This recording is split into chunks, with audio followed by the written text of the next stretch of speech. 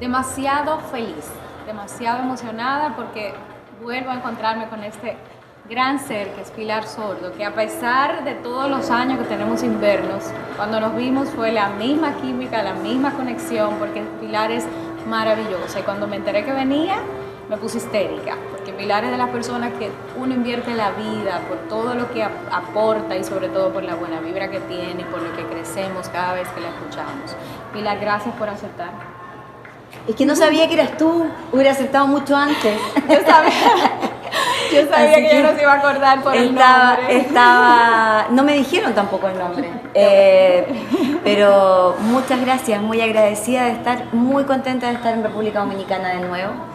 La verdad que ha sido un ir y venir, que ha ido como creciendo y espero que esta vez también se note y se consolide eso. Feliz de poder estar además hablando de uno de los estudios o de las caminatas, como yo prefiero llamarle, mis investigaciones que más me gusta contar, que es el tema de la felicidad, de las emociones, y poderlo traer a un país que además salió tan bien evaluado en la investigación. Cuéntame de eso, Pilar, porque cuando me dijeron salimos bien evaluados, y yo, ¿por qué? Porque bebo mucha cerveza, porque le aplaudimos a los políticos corruptos, y Pilar me dijo, no, entonces yo dije, explícame realmente, ¿por qué República Dominicana sale tan bien parada en una investigación de felicidad? A ver, fundamentalmente porque creo que hay que hacer una aclaración con respecto al tema de la felicidad y que pasa por entender que felicidad y alegría no es lo mismo. Ok, hay una diferencia, señores. Yo puedo ser feliz y estar triste, y eso es súper importante que se entienda, y bueno, en la conferencia lo explico latamente, pero la alegría y la felicidad son dos conceptos que mezcló el marketing para que aumentáramos el consumo. Y objetivamente no tienen nada que ver. A veces coincide, yo puedo ser feliz y estar contenta, pero muchas veces en la vida uno es feliz y está triste. O sea, que tú puedes estar feliz en una funeraria con una persona que acaba de morir, que tú quieres. Sí, mucho. claro.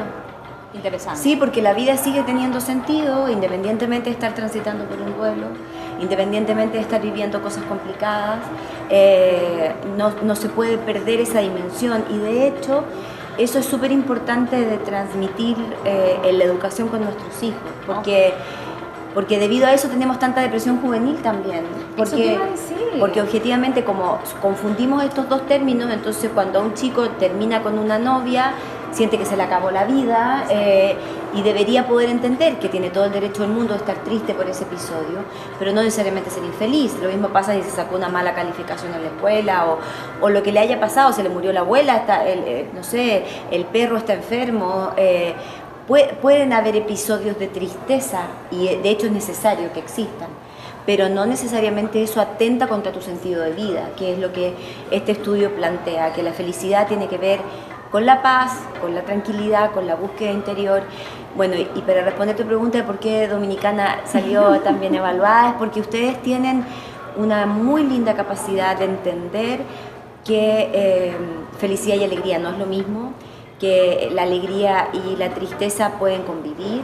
Cuando ustedes les preguntan cómo están y contestan mejor imposible o mejor sería una exageración, que son dos frases que además yo las uso mucho de ejemplo en el resto de América Latina para honrarlos a ustedes, están haciendo un icono de un homenaje a una determinada situación, que puede ser que esa persona cuando me dice mejor imposible no necesariamente es que esté todo bien en su vida, pero hay una actitud para enfrentar las situaciones de crisis o de dolor que ustedes resaltan en relación a otros países del mundo hispánico. Y mira qué interesante eso que me dice Pilar, porque vivimos en un país que lamentablemente nos valora por cómo nos vemos y por lo que tenemos.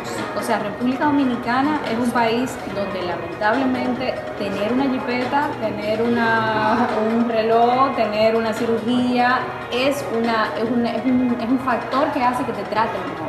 Y fíjate como tú me dices que la investigación tenemos una actitud positiva, pero no obstante eso, nosotros que vivimos aquí sentimos. Esa es otra de los errores del concepto, que es suponer que felicidad tiene que ver con el tener. Eso tiene mucho que ver también con la cercanía que tu país y todos estos países de alrededor tienen con Estados Unidos. Sí. Yo creo que Estados Unidos es el problema que más problemas emocionales tiene por lejos. Y es una de las sociedades que más admira. Es que a eso iba, que se produce esta contradicción brutal de que por un lado lo tenemos casi como referente en un montón de cosas, y por el otro lado es un país que se come la vida, digamos, literalmente. Por eso tienen problemas con la obesidad, tienen problemas con las armas, por eso existe un Walt Disney en Estados Unidos que inventó un mundo de fantasía para que la gente fuera a sentir ahí, porque si hay un país plano, emocionalmente hablando, es Estados Unidos, ¿no?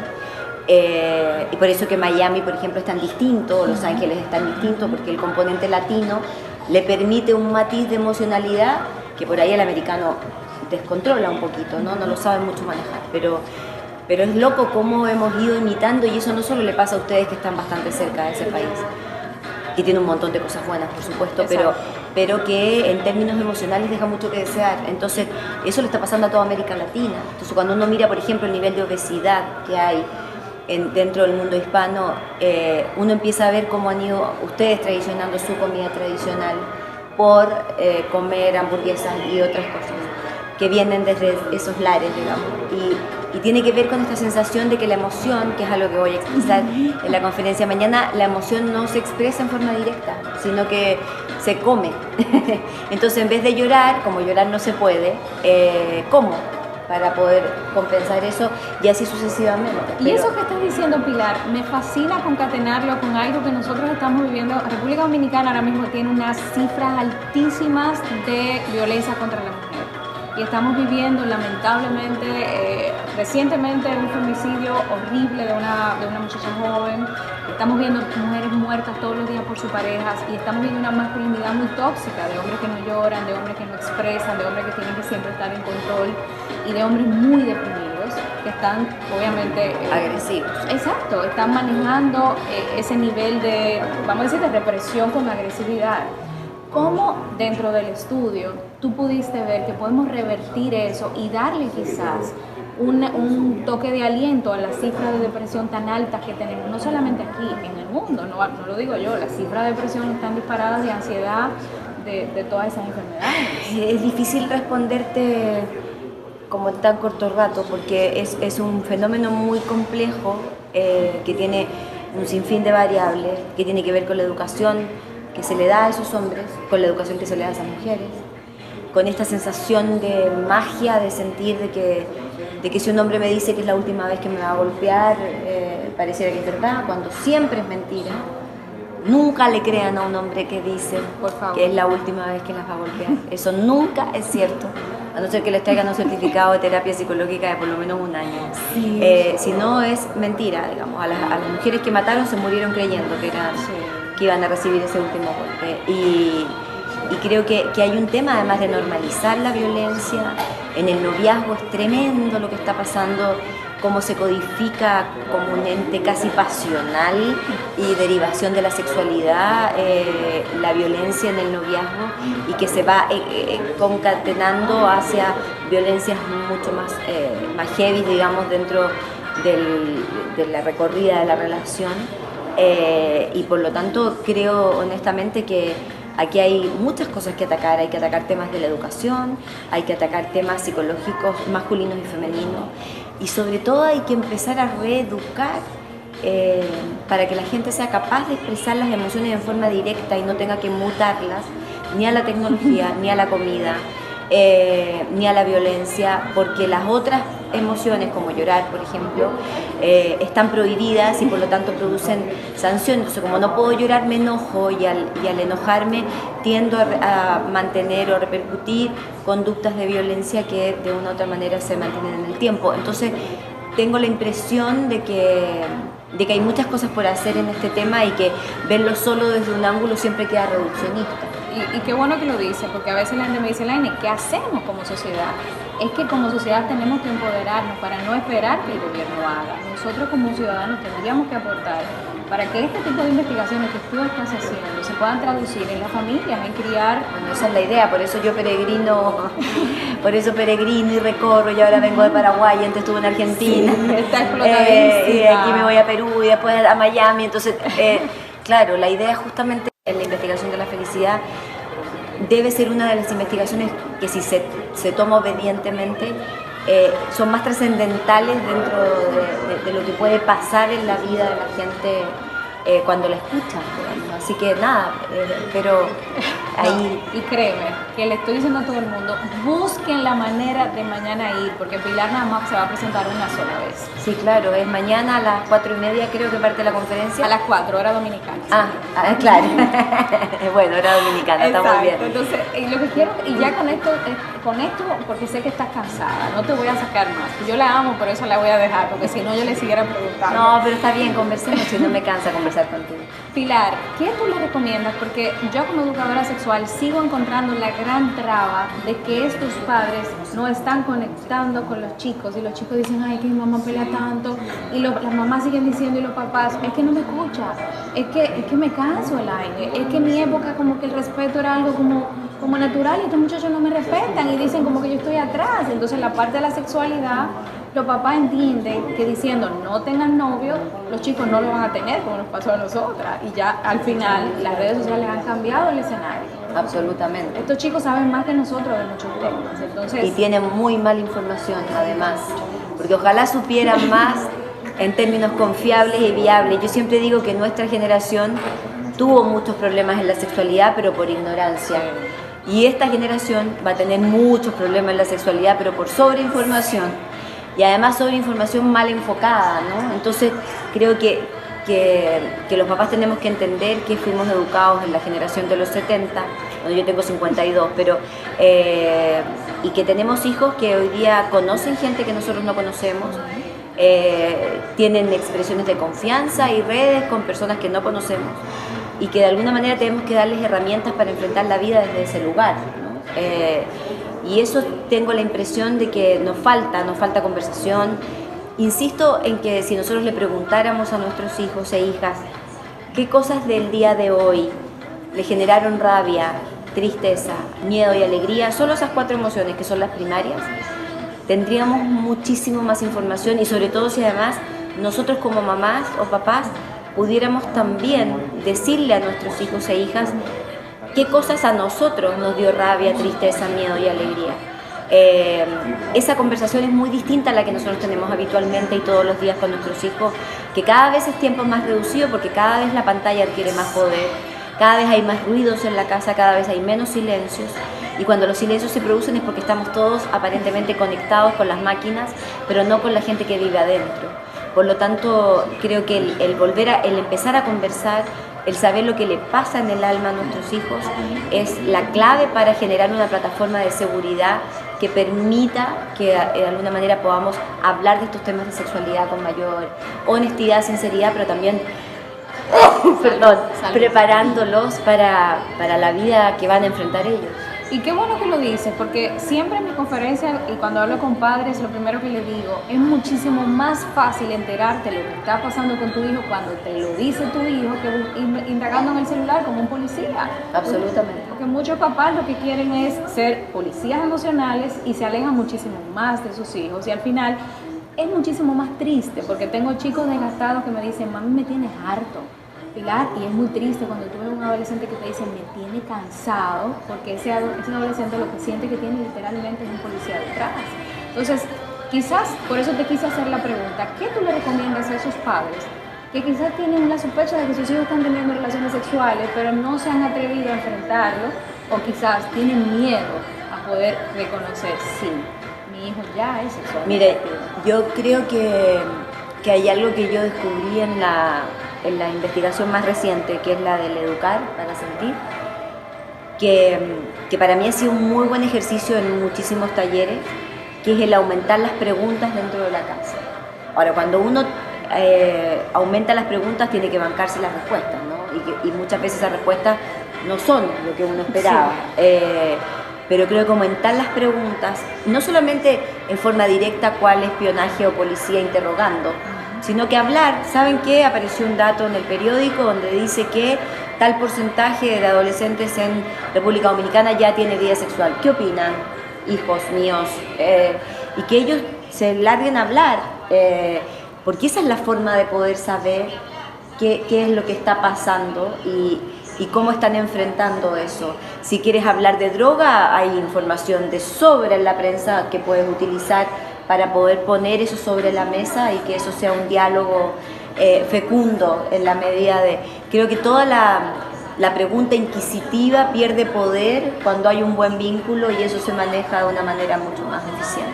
O sea, que el Pilar está confirmando. Tenemos que saber preguntar, pero también saber escuchar. Porque hay papás que cuando comienza la respuesta se ponen histéricos. Claro, por eso yo decía que había que bancarse la respuesta, porque Exacto. si yo pregunto qué opinan ustedes, no tengo idea del sexo antes del matrimonio. Y claro, iban a decir, me parece fantástico mamá, yo espero tenerlo y qué sé yo tendré que decir, bueno, ¿y por qué piensas eso? Y qué sé yo, y tendré que colocarme a la altura de la honestidad de esa conversación, porque no puedo castigar además el ser honestos desde ese ángulo, digamos. O sea, creo que hay que entender que el mundo cambió en muchas cosas para bien, me parece mucho más honesto lo de hoy, creo que... Qué bueno que lo dices, porque hay papás que dicen que lo que me funcionó a mí en los 70 es lo que yo voy a dar, porque ese es el mundo y eso... Pero es que las cosas son muy distintas hoy día y hoy día la honestidad es un valor que se premia y que se agradece y creo que la sexualidad dejó de tener esta cosa pecaminosa o sagrada que le habíamos dado antes y que está muy bien que pase a ser parte de la funcionalidad de la vida. Entonces creo que aceptar la diversidad, porque la palabra tolerancia no la soportó, porque la encuentro antidemocrática, sí, jerárquica, creo que implica hacer un esfuerzo. Yo, tan buena que soy, entonces te tolero, me parece horrorosa, una omnipotencia macabra. La palabra aceptación me parece mucho más democrática, más generosa. Creo que hay que aceptar la diversidad, lo distintos que somos, y eso también corre para intrafamilia, digamos, porque no podemos suponer que nuestros hijos van a pensar lo mismo que nosotros ni se van a manejar igual que nosotros. Entonces creo que además uno aprende de esa diversidad con ellos también y se enriquece también la propia vida de adulto, donde nosotros crecimos llenos de miedo, llenos de frenos, llenos de tranca, siempre con una sensación de, no sé si tanto de respeto a nuestros padres, pero sí de mucho temor. Sí. Entonces ahora habría que empezar a buscar el respeto dentro de ganarnos ese respeto, ¿no? Exacto. De ser autoridades lo suficientemente consistentes y respetables que podamos cumplir lo que prometemos, que seamos espacio, que tengamos la capacidad de generar diálogo, que nos hagamos cargo de las dificultades familiares y ganarnos ese respeto es un tremendo trabajo, no es fácil. Sí, hay que ser coherente. Era más fácil imponer miedo, sin duda. Ustedes ven porque yo amo a Pilar. ¿Se dan cuenta? Es que Pilar, de verdad, te lo digo de frente. O sea, es una luz para todos lo que... No, de verdad. Ella me quiere mucho, no objetiva. Ella lo sabe. Y lo grande del caso es que mañana la vamos a tener, señores. Esto es una pequeña muestra de lo que Pilar mañana va a hacer en una conferencia que yo digo que es un regalo para nosotros, que como país necesitamos este tipo de informaciones para poder sobrellevar las situaciones que tenemos que vivir diariamente. Lo que estamos criando, lo que estamos trabajando, lo que estamos viviendo en un país con mucha inseguridad ciudadana. Necesitamos encontrar esa fuente para mantenernos coherentes y para no tirar la toalla. Igual sigue siendo República Dominicana un lindo país para vivir. Sí, sigue, es excelente, amo mi país. Sí, por supuesto. Pero tenemos que seguir reclamando porque sea un país más seguro, porque sea sí, un país... obvio, es que ese es un ámbito del cual nosotros podremos hacer cosas por cuidarnos. Exacto. Pero lo otro, en todo lo que estábamos conversando, somos nosotros los responsables. No podemos estar esperando ni que el Estado, ni que las leyes, ni que nada modifiquen nuestras propias conductas de reflexión. Nosotros tenemos que hacernos cargo de esa historia. Por eso es que decimos que tenemos que hackear el sistema nosotros y cambiar nosotros para que la sociedad cambie. O sea que de verdad, Pilar... Y esperar los cambios como individuales, ¿no? De cómo nos hacemos cargo nosotros de nuestros mismos procesos de cambio, porque la generación adulta está llamada a poder cambiar un montón de cosas y para eso el hacernos cargo de nosotros y también de nuestros hijos e hijas creo que es algo que es una tarea pendiente, sobre todo en el plano de lo emocional, que creo que es donde es más importante que ocurra. Lo último que quiero que le diga a esa persona que nos está viendo, que está deprimida ahora mismo, hay mucha gente deprimida que me escribe, hay mucha gente que está muy triste, quiero que se motiven a que mañana vayan a la conferencia, que tú le digas alguna palabra de aliento, que entiendan que realmente es... A ver, lo primero que tendría que decirles es que yo llevo 2 años más o menos, el 2017 y el 18, sufriendo muchísimo. Wow. Y han sido 2 años muy, muy duros emocionalmente para mí. Y lo único que yo les puedo asegurar, por testimonio personal, es que cuando uno es obediente con la investigación que yo voy a contar mañana, se transita muchísimo mejor por el dolor, se agradecen mucho más las alegrías y uno puede convivir con este estado de poder decir yo soy feliz y estoy triste o soy feliz y estoy viviendo dificultades. Si estás deprimida, si estás deprimido, si estás triste, si sientes que nada tienes para elegir, eso no es cierto. Igual siempre hay algo para elegir, que es cómo vives eso que aparentemente no puedes elegir. Ese cómo vives eso se llama campo de elección y mañana lo voy a explicar largamente, pero es la oportunidad para que puedas entender que con esa tristeza, con esa depresión, con ese problema de pareja, con los hijos, con ese duelo que estás viviendo, sí puedes llegar a decir yo soy feliz, con eso, sin esperar que pase. Señores, estoy llena, o sea, engranojada completamente porque Pilar está hablando desde una crisis. No sabía que tenía 2 años pasando. Sí, muy duro. O sea que esta conferencia va a tener todavía más fuerza porque ella va a hablar de su experiencia y cómo Pilar Sordo, que la gente la ve invencible, que cómo va a ser. Todo el mundo jura que yo tengo todo resuelto en la vida. Me encanta porque reconfirma mi mantra, mi frase, que es el alma crece en la crisis. Pilar, te aplaudo. Gracias. El alma también crece en el disfrute, no solo crece en las crisis. O sea que... Eso es muy, muy judeo-cristiano, nos enseñaron que todo se aprendía a los pies de la cruz y eso no es cierto. En Punta Cana también se pueden aprender cosas maravillosas. Yo cada vez que vengo a Punta Cana, las veces que puedo, te juro que aprendo cosas maravillosas viendo las palmeras. Así que no solamente se aprende, o sea que bailando salsa también se puede aprender. O sea que ya nosotros somos expertos en aprender en un bonche, en la playa. Obvio, no se puede aprender todo a través del dolor, Dios santo. Pilar, gracias y de verdad que para nosotros es un honor tenerte hoy y que nos haya dicho que sí con este cansancio. No, para mí también, muchas gracias. Perdonen mi cara de cansada. Dime, bellísima. Pero estoy bonita, ¿no? Pero desde la última vez que me viste. Como dice mi hija, el que está bueno no fuerza, mami. O sea, dime. Qué lindo. Usted tiene una cantidad de dichos. Recién Adriana me acaba de decir uno que me vio vestida de amarillo, que no sé qué tenía yo. Bueno, aprendo cada dicho con ustedes. Cada vez que vengo a República Dominicana aprendo. Aprendí otro que no lo puedo decir por la pantalla. No. Óigame, Pilar está igualita. ¿Hace qué tiempo nos vimos? Hace como 4 años. Más o menos. Ella duerme en formol porque está igualita. Ay, o sea, eso no me lo dice porque me quieren mucho. No, bueno, voy a asumirlo como un elogio. Pilar, de verdad. Ha sido un trabajo personal, así que si me notas bien, quiere decir que está todo bien. Estás pulida. Y óigame, de verdad, es que compartir con ella es compartir con un ser que ha crecido y que tiene un propósito fiel de aportar ese crecimiento. Eso intento con mis caminatas y con mis peregrinajes y llegar a este país hermoso. Es un honor y también una tremenda responsabilidad para poder compartir con ustedes mañana esta hermosa conferencia. Así que acompáñenme en familia mañana, hagan el esfuerzo. Les prometo que no se van a arrepentir, se van a llevar muchas cosas para trabajar en casa. Señor, empeñen todo y cojan mañana. Nos vemos allá. Un besito y muchísimas gracias por siempre decir que sí cada vez que los invito a un live. Gracias y pórtense mal y se acuerdan de mí. Bye. Chao.